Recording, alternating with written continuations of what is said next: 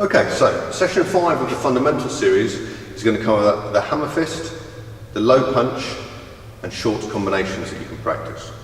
So, first things first, the hammer fist. Hammer fist, I love it, it's a great punch. What you're doing is you're going to be striking with the base of the hand here. Okay, it's quite difficult to teach people initially how to, if they've never punched before, how to punch properly, because if you get your wrist the wrong way in any way or tilted when you strike something, then you can hurt yourself. However, the hammer fist is how you're making a fist with your hand and you're striking with the base of it is there. Just like you're banging a table. Okay? It's very effective. You're leading with your elbow and your body weight and you're striking downwards. So the hammer fist looks like this.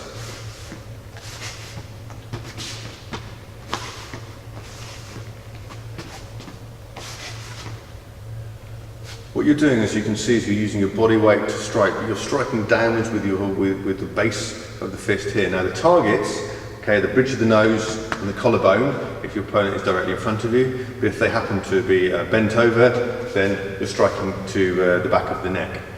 Okay, so in the hammer fist position, I'm striking with my lead hand here, downwards onto the bridge of the nose, or here, onto the collarbone. Rear hand, bridge of the nose, collarbone. Now with the hammer fist, if you're aiming to effectively break the collarbone here, it's only the side that you're striking on. So if you're aiming with your right hand here and you're striking with your right hand to your nose, you'll be striking here, okay, to the left hand side of my body. Okay? If you were to try and strike across to this collarbone with your right hand, it just wouldn't work. Okay? So, a hammer fist, downwards, downwards, downwards, downwards. If the person is bent over in front of you, you're striking down there. Notice again, I'm bending my knee, bringing my body weight down behind my fist here. So, hammer fist, downwards, downwards, down, down. Okay. Now, moving on to low punches. When we're practicing low punches, we're talking about punching essentially for the solar plexus. Now it's not good enough to just punch down. If I'm here and I'm punching down like that, the force is sort of going down into the person's body, okay? I can't effectively, really get my body weight moving into it without sort of almost leaping up and driving my fist down, which is no good.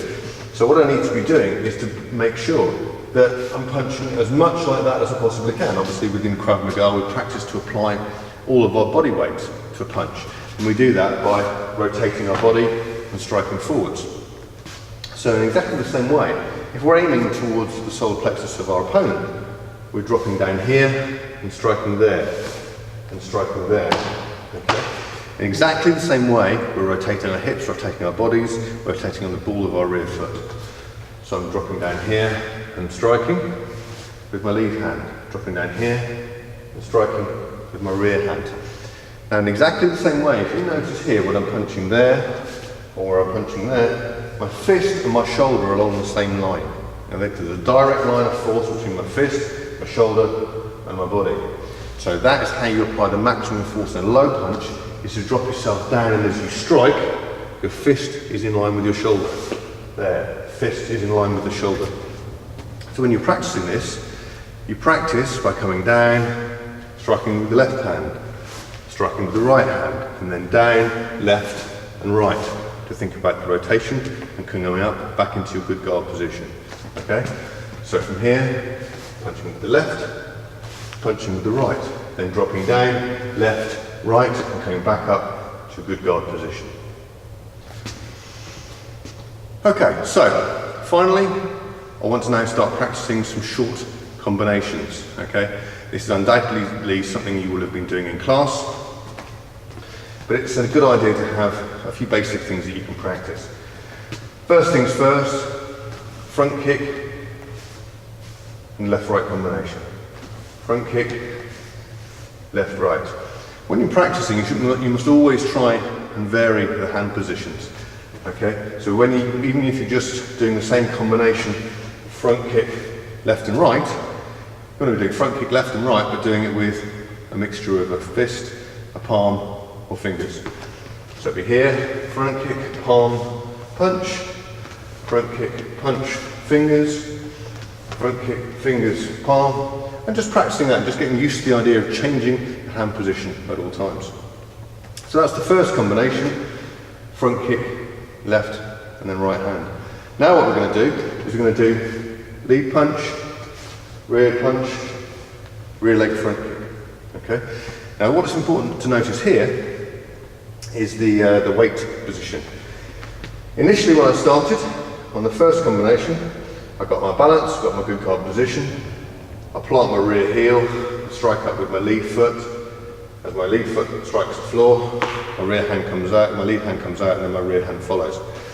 That's when you're kicking first. Now notice if I'm punching first, here, most of my body weight is on my lead foot, which means my rear leg is very easily going to come up for that front kick. So here, left, right, front kick. So those are your first two combinations. The third combination I want to work on is an outer roundhouse followed by a jab and a cross. So you're here, outer roundhouse, jab, cross. Again, mixing up the hand positions. So outer roundhouse, jab, cross. Outer roundhouse, jab, cross. You can even put a hammer fist in here with the rear hand if you like. Outer roundhouse, jab, cross. Outer roundhouse, jab, cross. Okay. The fourth and final combination I want to work on is this. Side kick, jab, cross. Side kick, jab, cross. Side kick, jab, cross. Side kick, jab, cross. Okay? So there you go. Those are your first four combinations to practice. So here we go in session 5. We've now covered the hammer fist, low punching, and 4 of your first series of combinations.